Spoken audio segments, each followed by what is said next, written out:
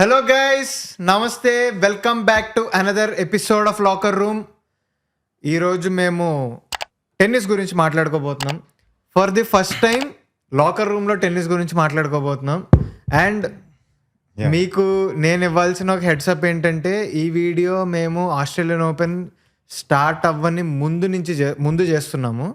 So recent developments ఏం చేస్తారో దాన్ని గుడ్ కంటిన్యూ.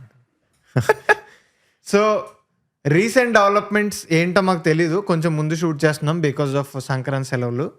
సో సింపుల్గా చెప్పాలంటే ఈ వీడియోలో ఆస్ట్రేలియన్ ఓపెన్ ఏంటి, టెన్నిస్లో గ్రాండ్ స్లామ్స్ ఏం జరుగుతాయి, why Australian open is so popular, why Australian open is one of the best tennis tournaments that will be in the calendar, ఇవన్నీ మాట్లాడుకుంటాం.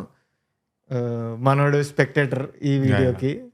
టెన్నిస్ గురించి నాకు చాలా ఇన్ఫర్మేషన్ ఉంది. టెన్నిస్లో నా మోస్ట్ ఫేవరెట్ పార్ట్ అంటే అది కాకుండా చెప్పురా. అది కాకుండా నెక్ ఇండ్యూస్ చేసే నెక్ పెయిన్ ఒకటి. Neck pain? ఓహో, ఎట్లా ఓకేరా, నాకు అర్థం. నేను మధ్యలో కొన్ని క్వశ్చన్లు అడుగుతూ ఉంటాయి ఈ వీడియో కాన్వర్సేషన్ మొత్తం. ఎన్ని కరెక్ట్ ఆన్సర్ చేసావు అనమాట. థ్యాంక్స్. ఓకే, సో సింపుల్గా చెప్పాలంటే ఇప్పుడు టెన్నిస్ ఏంటో తెలియదు, అసలు టెన్నిస్ అంటే ఏంటి అని ఎవరన్నా ఉన్నారు అంటే వాళ్ళకి మేము మేబీ ఒక another video just explaining about the sport చేస్తామేమో. బట్ అంతే కదా, ఇప్పుడు చెప్పనా టెన్నిస్ ఎంతో, టెన్నిస్ ఏంటో. ఇప్పుడు దానికైతే సెపరేట్గా అసలు గేమ్ గురించి చెప్పేది కమెంట్స్లో చెప్పండి, ఫిగరింగ్ అవుట్ టెన్నిస్ చేయాలో లేదో. బట్ బేసికల్లీ టెన్నిస్లో ఇయర్కి 4 టోర్నమెంట్స్ జరుగుతాయి. వాటిని గ్రాండ్ స్లామ్స్ అంటారు. Australian open, Wimbledon, French open, US open. Every year first Australian open start అవుద్ది, యుఎస్ ఓపెన్తోనే ఎండ్ అవుతుంది. అంటే లైక్ ఇదే ఆర్డర్లో జరుగుతాయి, సీజన్ అదే. అండ్ ఈ ఫోరే గ్రాండ్ స్లామ్స్. ఈ 4 ఎప్పుడో కొన్ని ఇయర్స్ నుంచి జరుగుతూ ఉన్నాయన్నమాట. And top of the top men's players, top of the top women's players in the world grand స్లామ్స్కి కంపీట్ చేస్తారు. అన్లెస్ అన్ఫార్చునేట్ ఇంజురీస్ ఇవి ఏమి అవ్వకపోతే మాత్రం they will definitely want to come and play these tournaments అనమాట. ఇప్పుడు ఏ tennis player అన్నా సరే, ఇప్పుడు ఫర్ ఎగ్జాంపుల్ F1 తీసుకుందాం. F1 తీసుకుంటే ఎవరన్నా డ్రైవర్ ఉన్నారనుకో, ఎన్ని ఛాంపియన్షిప్స్ గెలిచాడు అని అంటారు కదా. అలాగే ఏ టెన్నిస్ ప్లేయర్ అన్నా సరే ఎన్ని గ్రాండ్ స్లామ్స్ గెలిచాడు అన్న దాన్ని బట్టి, వారు గెలిచారు అన్న దాన్ని బట్టి వాళ్ళ గ్రేట్నెస్ అనేది కొలుస్తారనమాట. Like they will measure that.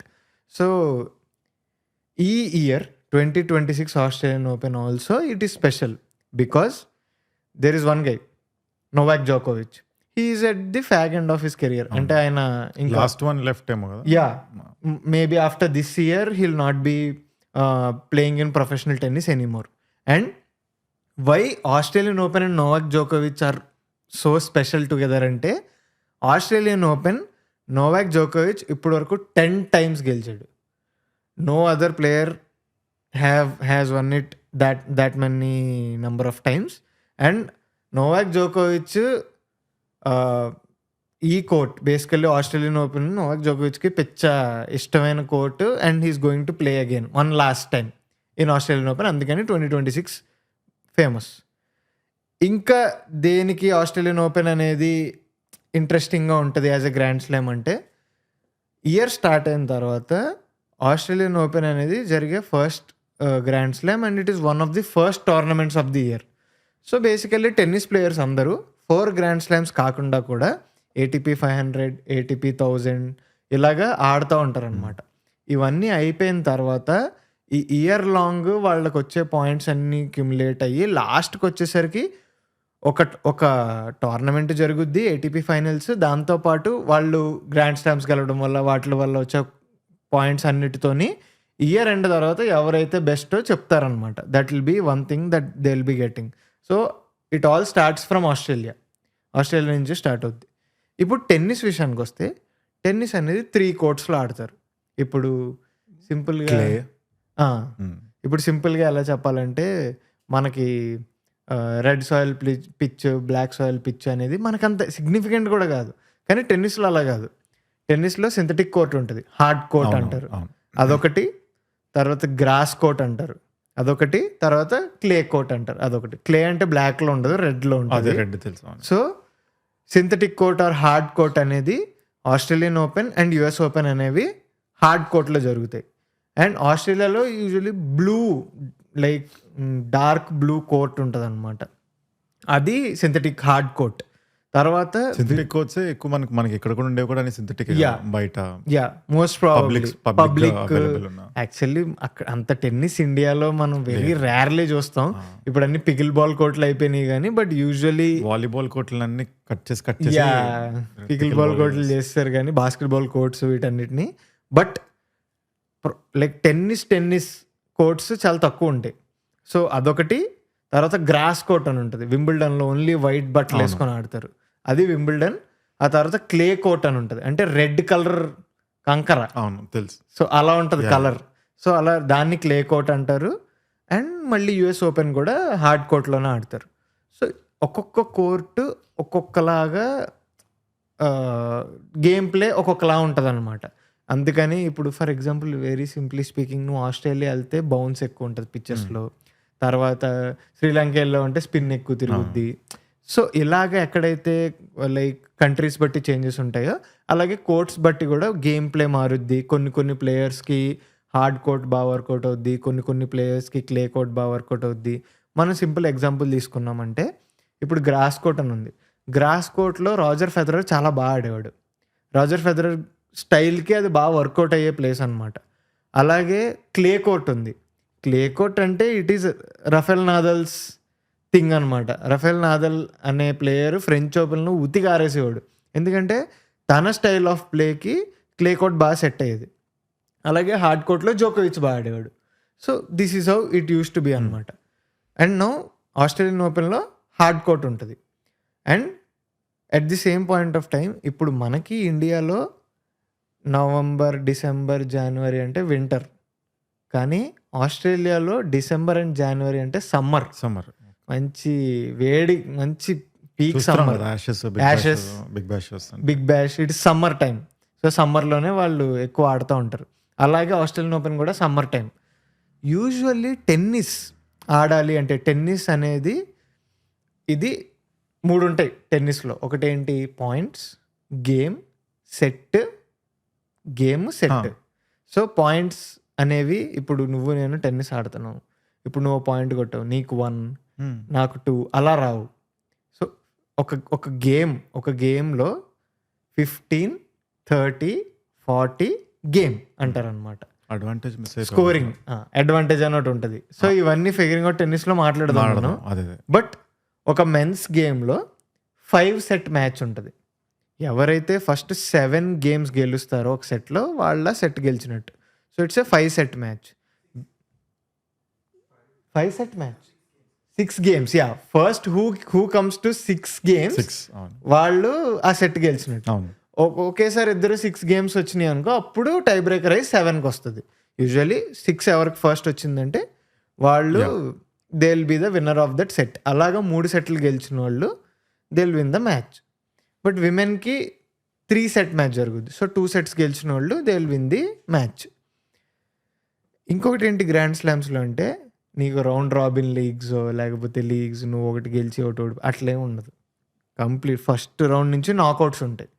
So టోటల్గా దేర్ విల్ బి 4 రౌండ్స్, తర్వాత రౌండ్ ఆఫ్ 16 ఉంటుంది. అంటే చాలా ఎక్కువ మంది ప్లేయర్స్ ఆడతారు. 4 రౌండ్స్ తర్వాత రౌండ్ ఆఫ్ 16 ఉంటుంది. సో పూల్ పెద్దది ఉంటుంది. ఇప్పుడు నువ్వు ర్యాంక్ 1 ప్లేయర్ అనుకుందాం, ఫస్ట్ మ్యాచ్ ఎవరితోనో పడింది, అతనితో ఓడిపోయావు అనుకో, నువ్వు వెళ్ళిపోతావు ఇంటికి. నువ్వు ఏ ర్యాంక్ ప్లేయర్ అన్నా నాకు సంబంధం లేదు. ఫస్ట్ నుంచి కూడా అన్ని మ్యాచ్లు గెలుస్తూ వెళ్ళాలి. That's why grand slams are an interesting type of sport. అంటే ఇప్పుడు ఒక అతను ఉన్నాడు, he's not a ranked player, 100th rank అనుకుందాం. అతనికి 2nd ర్యాంకర్తోనో థర్డ్ సీడ్ ప్లేయర్తోనో పడింది మ్యాచ్.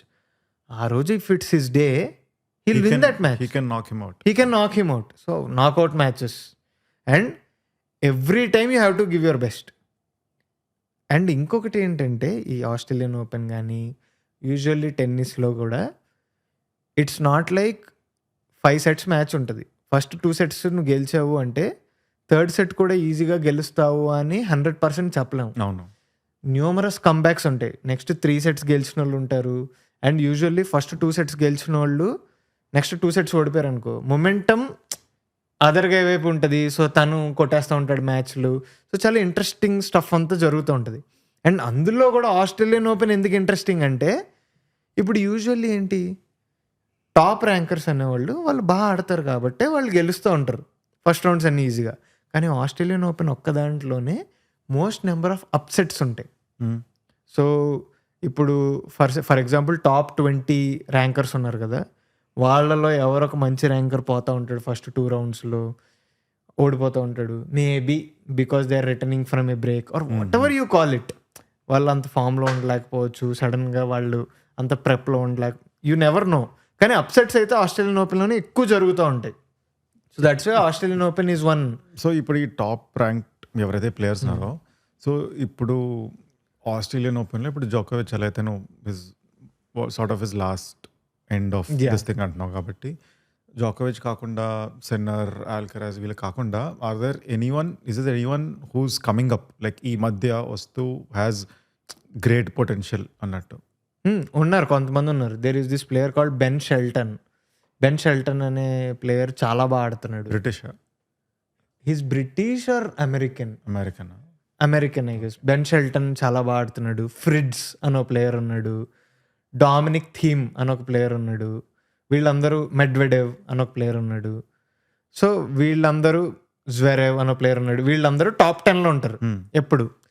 కానీ ప్రాబ్లం ఏంటంటే ఇప్పుడు if you take out the big 3, ఇప్పుడు జోకోవిచ్ని కూడా పక్కన పెడితే ఆల్కరాజ్ అండ్ సిన్నర్ వాళ్ళు ఇంకొక లెవెల్ కొంచెం ఎక్కువ ఉన్నారు. అంటే like it is just like Max Verstappen's capabilities and the other grids capabilities లాగా Alcaraz and Sinner are like very class apart. వాళ్ళని ఈ థీమ్ కానీ ఫ్రిడ్స్, షెల్టన్ ఎవరన్నా అవుట్ చేస్తే it's an achievement for them. So కొంచెం like capabilities, ability పరంగా కొంచెం gap వచ్చింది అక్కడ. కానీ మళ్ళీ ఆస్ట్రేలియన్ ఓపెన్ అంటే అప్సెట్స్ ఉంటాయి కాబట్టి మనం చెప్పలేము. అండ్ ఆల్సో అప్పుడప్పుడు ఏమవుతూ ఉంటుంది అంటే ఇప్పుడు జోకోవిచ్ is at the fag end of his career. అంటే లైక్ ఆయన ఆల్మోస్ట్ ఇంకా లాస్ట్ ఇయర్లో ఉన్నాడు. బట్ స్టిల్ ఎలా ఉంటుంది అంటే sometimes it clicks.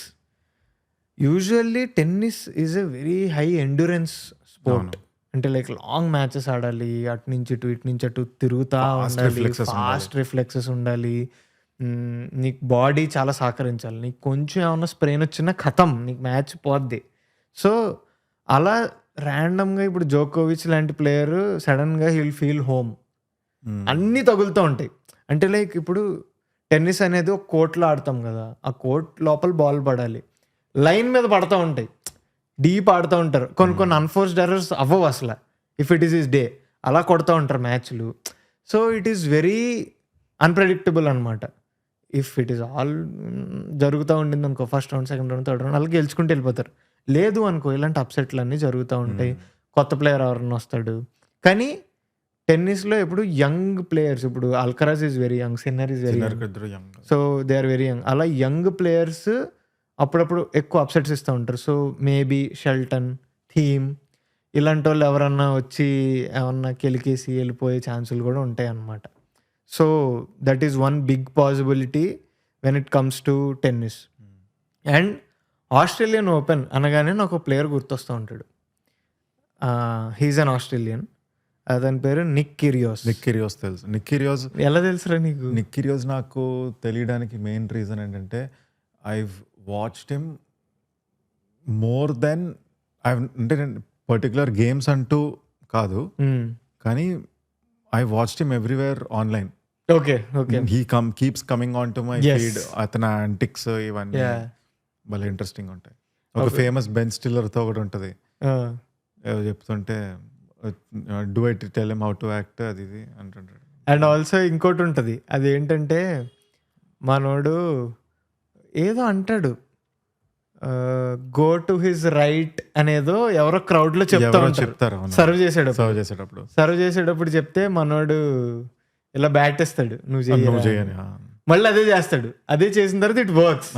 Then is like thank you so much. So ఇలా చాలా చేస్తూ ఉంటాడు. And Nick Kyrgios is an amazing talent. But మనోడికి ఎక్కువ ఇంజరీలు అవుతూ ఉంటాయి. He's not consistent, is inconsistent, he's also old only కదా. He's old.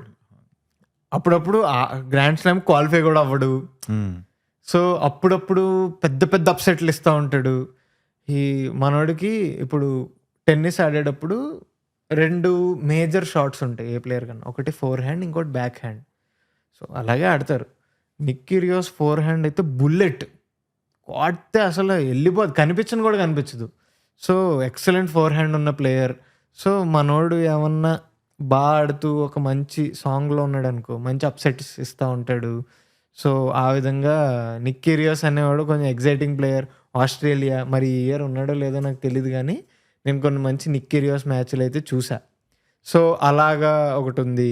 అండ్ ఈసారి కూడా 2026లో సెమీఫైనల్స్లోనో క్వార్టర్ ఫైనల్స్లోనో జోకోవిచ్కి టాప్ 2 సీడ్స్ సిన్నర్ ఆర్ ఆల్కరాజ్కే పడుతుంది.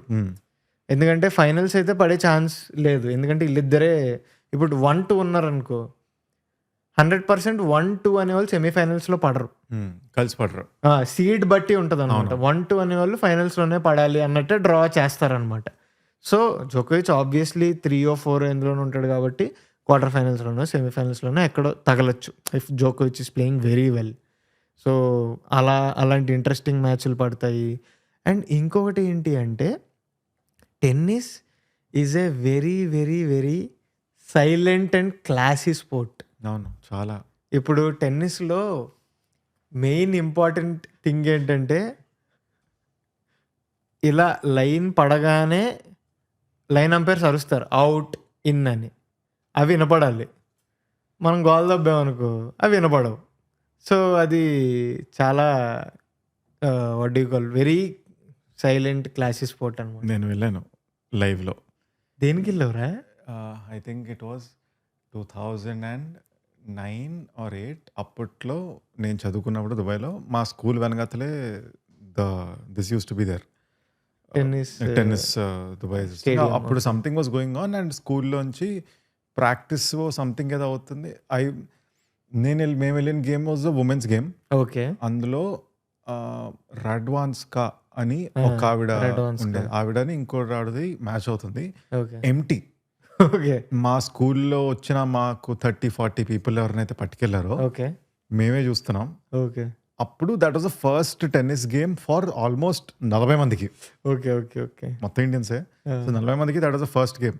సో ఆ ఫస్ట్ గేమ్ కాబట్టి అందరికీ అరుస్తుంటారు చూడు, 40 మంది నరడం, టీచర్లు తిట్టడం. So it was very nice. And crazy fact ఏంటంటే ఒక 4 days 5 daysలో ఐ థింక్ 30 పీపుల్ అలా పట్టుకెళ్ళారు. 20 people 30 people అని. Federer was there.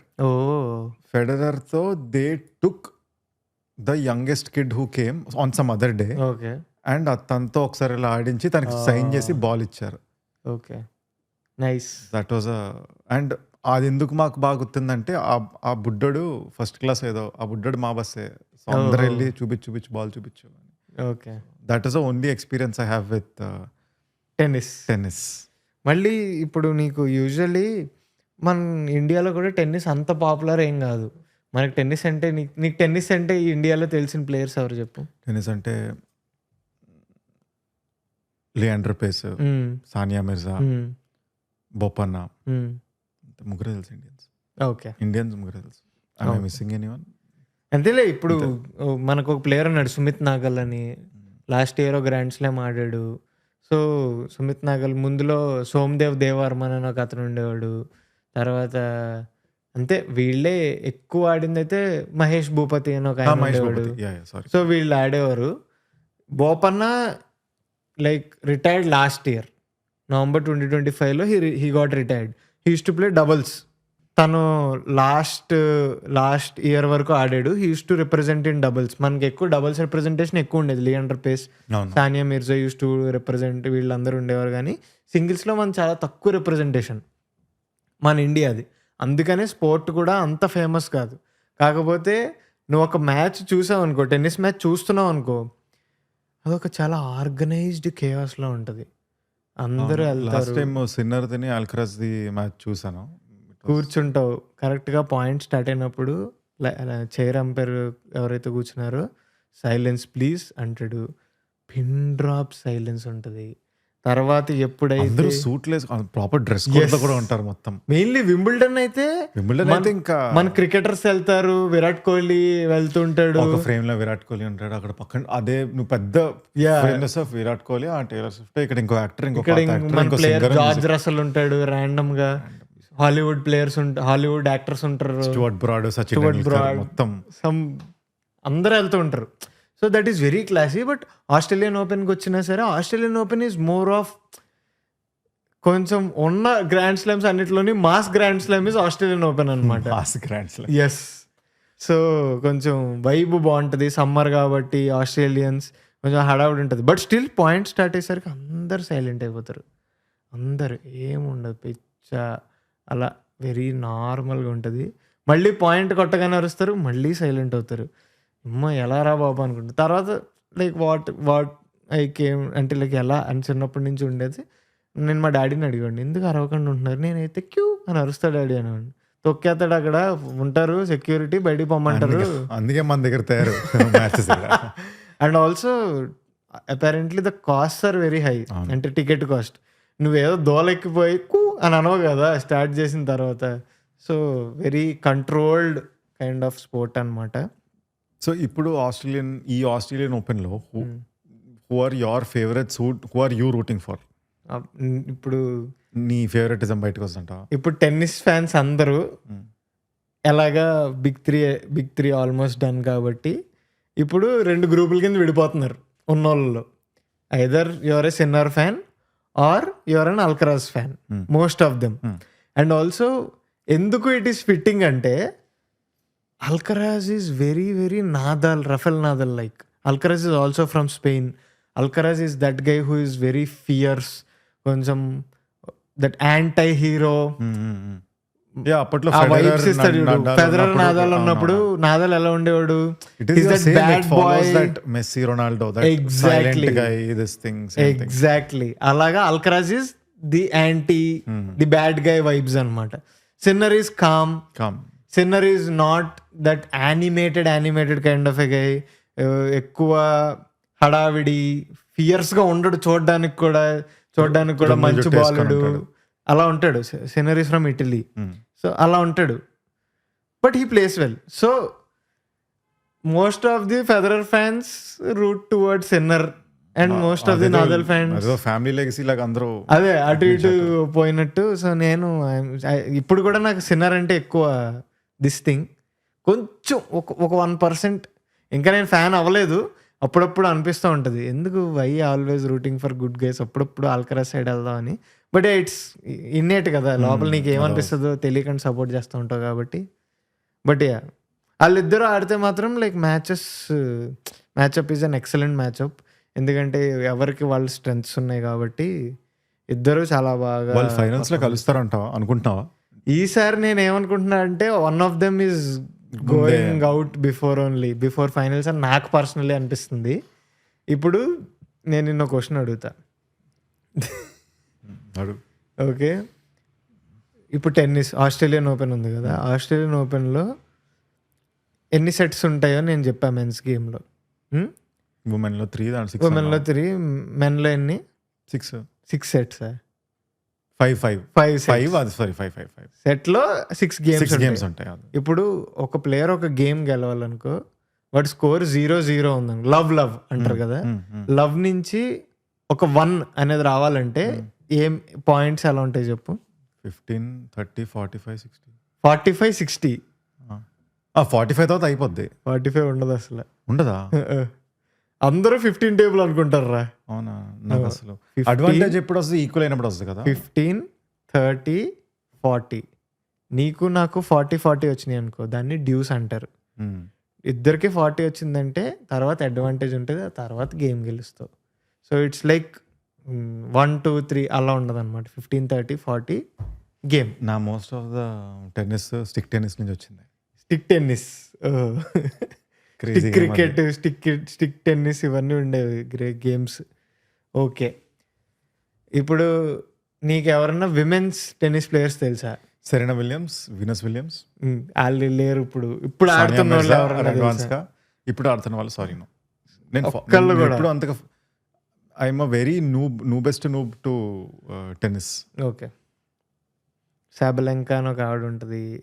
So Sabalenka is a very good player. నువ్వు ఇప్పుడు ఏ పేర్లు చెప్పినా వాళ్ళు ఉన్నారని నువ్వు చెప్పడమే తప్ప నాకు వాళ్ళు నిజంగా ఉన్నారు లేదు. నువ్వు ఏదో పేరు చెప్పే, ఏదో ఏదో ఏదో చెప్పు, ఏదో చెప్పు. సాయి పల్లవి.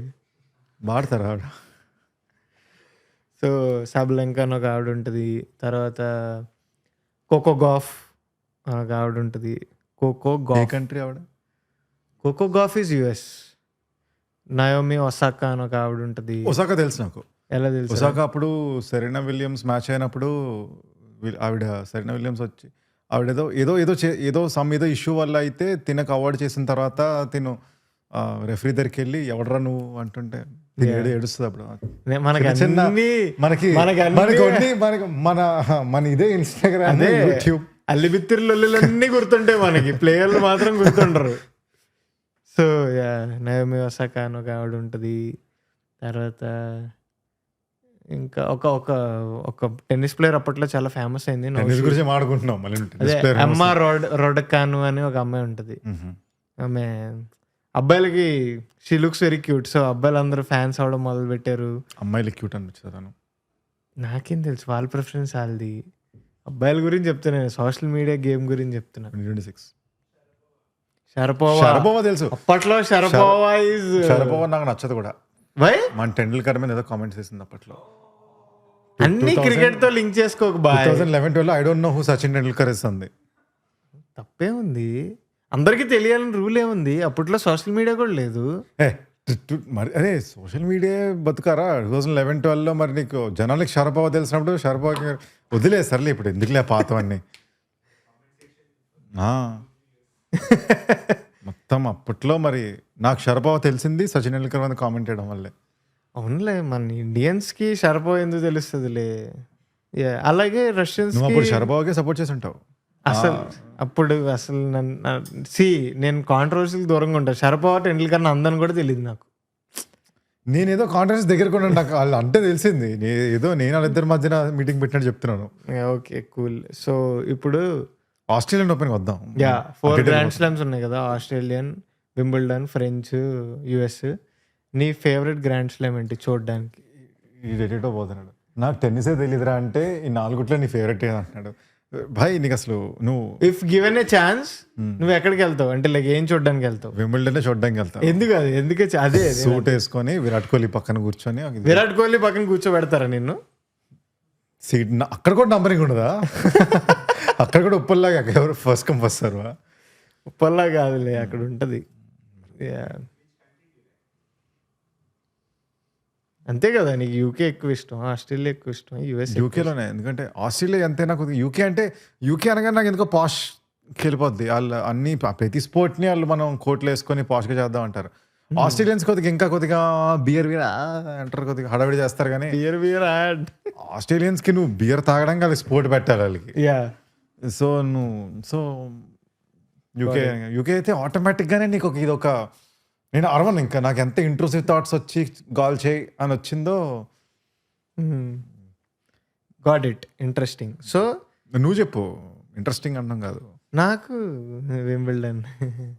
నాదేదో పెద్ద కాంట్రవర్షియల్ ఒపీనియన్ రియాక్ట్ అయ్యావు. నీదే ఒపీనియన్ అన్నారా? అరే వింబుల్డన్ మరి ఇట్స్ లైక్ ఇప్పుడు నువ్వు లార్డ్స్కి వెళ్ళి అలాగైతే క్రికెట్ మ్యాచ్ చూడాలనుకుంటావు, అలాగే నాకైతే ఎంసీజీకి వెళ్ళి కూడా మ్యాచ్ చూడాలనుకుంటుంది. టికెట్స్ చాలా కష్టం, చాలా కాస్ట్లీ. వింబుల్డన్ అయితే వెరీ కాస్ట్లీ, బట్ మెల్బర్న్ లో కూడా ఆస్ట్రేలియన్ ఓపెన్ కూడా వెరీ కాస్ట్లీ. దొరికిందే అనుకో, ఎంత ఉంటుంది యూజువల్లీ టికెట్? ఇప్పుడు ఆస్ట్రేలియన్ ఓపెన్ ఈజ్ అరౌండ్, తెలీదు. వింబుల్డన్ అడుగుతున్నాను. వింబుల్డన్ ఆల్సో ఈజ్ అరౌండ్, తెలీదు. 2,900 pounds for ladies final, 9,500 pounds for men's final. Early matches అయితే 2,200 pounds. లెక్కేసుకోండి, ఇంక మీ ఇష్టం. ఆస్ట్రేలియన్ ఓపెన్ చూడు, ఆస్ట్రేలియన్ ఓపెన్ టికెట్ ప్రైసెస్ ఇప్పుడు నేను 90తో మల్టిప్లై చేయదలుచుకోవట్లేదు కూడా. Opening week pass $49. తెలుగు సినిమాలు యుఎస్ లో అంతే ఉంటాయి టికెట్స్. సో ఇట్ ఈస్ కొంచెం అఫోర్డబుల్. మనం తెలుగు సినిమాలు ఫస్ట్ డే అఫోర్డబుల్ కాదులే, యా బట్ బట్ కొంచెం వీక్లీ పాస్లు ఉంటాయి, అలాగా 7 day దిస్ ఇస్ గుడ్. అదే మరి వింబుల్డన్ దట్ ఈస్ మరీ prestigious. Yeah But I finals. think even though finals, for example, 9,000 ఉంది, the finals is 9,000. నా దగ్గర 50,000 euros ఉన్నాయి బ్యాంక్ లో పడి ఉండి, నేను వెళ్ళి కొనేసుకోవడానికి it's not. I think they'll be a this thing to audience ని కూడా. They want your Virat Kohli, they want అంటే విరాట్ కోహ్లీ దగ్గర 9,000 ఉంది, నా దగ్గర 9,000 ఉంది. ఆఫ్ కోర్స్ విరాట్ కోహ్లీగా దొరుకుతాయి. అదే దొరకడం కూడా కష్టమే. యా అదే ఆ మాత్రం ఉండాలి కొద్ది connects and your Yes, something ఏదో మంచి. అయితే మనం ఎప్పుడు వెళ్ళొచ్చు, ఏ వింబుల్డన్కి వెళ్దాం మనం? 80కి బతుకుంటావు బాయ్. ఇప్పుడు మన ఏదంత 203లో వదిలే, 203 దాంట్లో మీరు లాకర్ రూమ్ సబ్స్క్రైబ్ చేసుకుని పెద్దది చేయండి. నెక్స్ట్ ఇయర్ వెళ్తామేమో, యూ నెవర్ నో. మీరు సబ్స్క్రైబ్ చేయండి, మేము పెద్ద చేస్తాం దాన్ని. ఆ రెస్పాన్సిబిలిటీ కూడా వాళ్ళకి ఇచ్చేస్తే ఇంకా మన ఇద్దరం. సబ్స్క్రైబ్ చేస్తే పెద్దదే అవుతుంది కదరా ఛానల్. హైప్ కొడితే ఇంకా పెద్ద వద్దంట. ఓరే నీ ఇంటిగ్రేషన్ తగలయ్యా. సో గైస్, నాకు తెలుసు చాలా నీష్ పీపుల్ ఉంటారు టెన్నిస్ ఫ్యాన్స్ అని. ఎందుకు ఆస్ట్రేలియన్ ఓపెన్ మీకు స్పెషల్, ఇప్పుడు నేను నీకు ఆల్రెడీ ముందు వీడియోలో ఒక దాంట్లో నేను చెప్తాను అనమాట. సో ఫర్ మీ, నేను టెన్నిస్ చూసింది మా డాడీ వల్ల. ఆబ్వియస్లీ ఇంట్లో మా డాడీ ఎక్కువ చూస్తూ ఉంటారు, అన్ని స్పోర్ట్స్ చూసేస్తూ ఉంటారు, అలాగే టెన్నిస్ కూడా చూస్తూ ఉంటారు. నేను ఆబ్వియస్లీ 2014 నుంచి కూడా కాలేజ్ కానీ బయటికి వెళ్ళిపోవడం, ఇవన్నీ బయట చదువుకున్న, ఇంట్లో లేను కదా. ఎప్పుడైతే every time I never missed Sankranti. ప్రతి సంక్రాంతికి నేను ఇంటికి వెళ్తాను. ఇంటికి వెళ్ళినప్పుడు ఎవ్రీ డే మార్నింగ్ టీవీలో ఎవరికన్నా ఇంట్లో న్యూస్ ప్లే అయ్యిద్ది, లేకపోతే సుప్రభాత పాటలు ఇవేవో ప్లే అవుతాయి. మా ఇంట్లో Sankranti mornings are those 10 days mornings Australian open మ్యాచ్లే ప్లే అవుతాయి. ఐదర్ హైలైట్స్ లేదా లైవ్ మ్యాచెస్ ఇవే ప్లే అవుతూ ఉండేవి. సో నాకు my memory of Sankranti mornings is Australian open matches అని. దుప్పటి కప్పుకొని హాయిగా పడుకొని అమ్మ లేకపోద్దు అన్నప్పుడు హాల్లోంచి అలా కాదురా, వేరే సౌండ్లు. యా సో ఇవి వస్తాయి అన్నమాట. సో మా ఇంట్లో టెన్నిస్ చూడలేదు ఎవరు, సో అందుకే నాకు ఆ టెన్నిస్ ఎక్కలేదు. నా ఫ్రెండ్స్ ఎవరు కూడా టెన్నిస్ పెద్దగా చూడలేదు. సో చూసిన వాళ్ళు కూడా నా ఫ్రెండ్స్ కాదు. సో మీకు మీ టెన్నిస్ లైక్ మెమరీస్ ఏంటో కామెంట్స్లో మాకు మెన్షన్ చేయండి. And for you, who is your favourite player? మీరెవరు ఈ ఆస్ట్రేలియన్ ఓపెన్ 2026 గెలుస్తారు అని అనుకుంటున్నారో కమెంట్ చేయండి. అండ్ నాకైతే పర్సనల్లీ ఒక్కసారి అలా జోకోవిచ్ ఫైనల్స్ వరకు వచ్చి వన్ లాస్ట్ టైం గెలిస్తే బాగుంటుంది అని అనిపిస్తుంది. It's very tough, I know, because Alcaraz and Sinner ఉన్నారు కాబట్టి. బట్ ఛాన్స్ ఉంటే, you never know, it's grand slam, knockout matches, ఇద్దరు ఉండకపోవచ్చు, ఏదన్నా జరగచ్చు. సో చెప్పలేము. సో యా, హోప్ఫుల్లీ ఎవరు గెలుస్తారనిపిస్తుందో మీరు కమెంట్స్లో మెన్షన్ చేయండి, మేము కూడా చెప్తాం, దానికి రియాక్ట్ అవుతాం. ఇంకేమన్నా ఉందా చెప్పడానికి? నెక్స్ట్ ఏమన్నా టెన్నిస్ మ్యాచ్ గురించి చెప్పేటప్పుడు కొంచెం నేర్చుకుని వస్తే. నేను చూస్తూ నేర్చుకుందాం అనుకుంటున్నాను. నేర్చుకొని వస్తే ఏముంది, చదువుకొని వచ్చి చెప్పడం. Okay bad words, sorry. Okay, so అది గైస్ మ్యాటర్. కలిసి నాలాంటి వాళ్ళు చాలా మంది ఉంటారు చూసి తెలియదు. సో అందరూ కలిసి నేర్చుకుందాం. ఎస్, సో అది guys matter. Thank you so much for watching the video. మీకు టెన్నిస్ గురించి ఇంకా ఎక్కువ కావాలి అంటే టెన్నిస్ అని చెప్పి కమెంట్ చేయండి, మేము ఇంకా ఎక్కువ వీడియోలు చేస్తాం. That is locker room. This is Chari, this is Abhinay signing off. Please don't forget to subscribe. Happy Sankranti. Yes, happy Sankranti.